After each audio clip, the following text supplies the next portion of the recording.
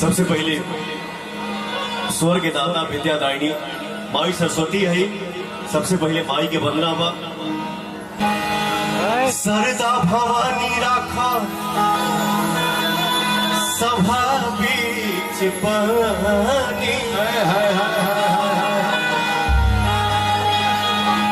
सरदा भवानी राखा सभा बीच पानी, दोनों हाथ जोड़ी पड़ी पैया हो मैया, बुधिया के हीन बनी दुखिया में दीन बनी,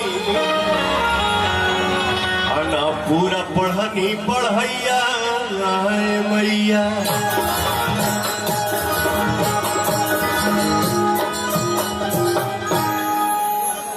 हरे पानी असर में हो, पानी असर में हो, तनिया तनिया जाई तू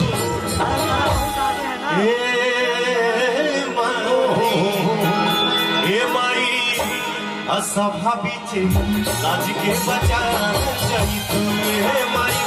सभा बीचे लाज के बचा जाई तू। पानी असर में हो, पानी असर में हो,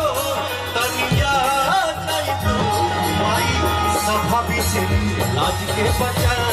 जाई तू, हे माई सभा पीछे लाज के बचा जाई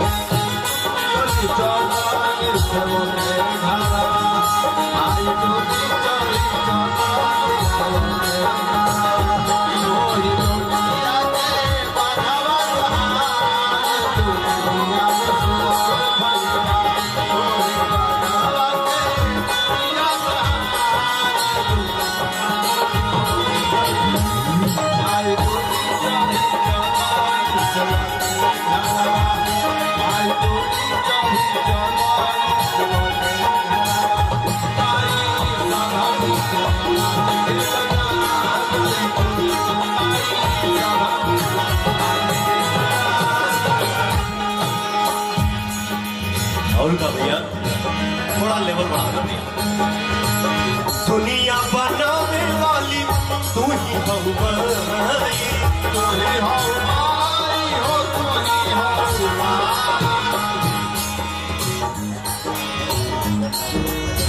दुनिया बनावे वाली तू ही हो माई,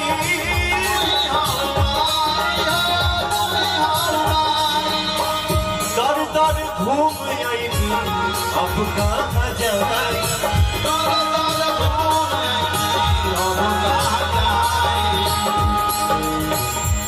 सेरा वालिया के हो, सेरा वालिया के तारा सब दिखा जाए तू माई, सभा पीछे बचा जाए तू माई,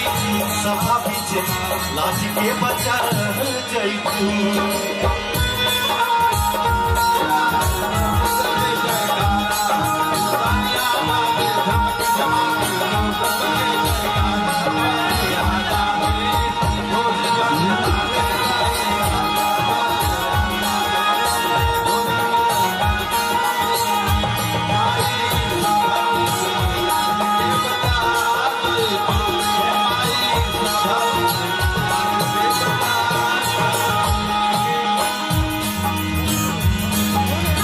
सती सुर सती पार्वती महाकाली,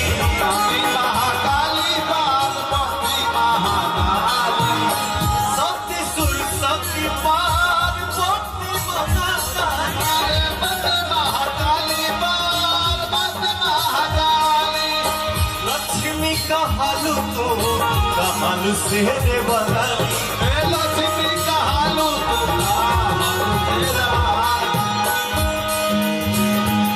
आके स्वर में तू हो, आके स्वर में पवन के समा जाई तू माई, सभा बीचे लाज के बचा जाई तू माई, सभा बीचे लाज के बचा जाई तू माई,